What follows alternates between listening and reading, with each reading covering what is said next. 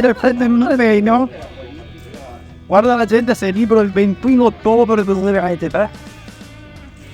Solito, io faccio avanti di 2 giorni impegnati, ma Aspetta Imola. Imola per un drive esperienza su Lamborghini o Ferrari. Ottenere cazzo era.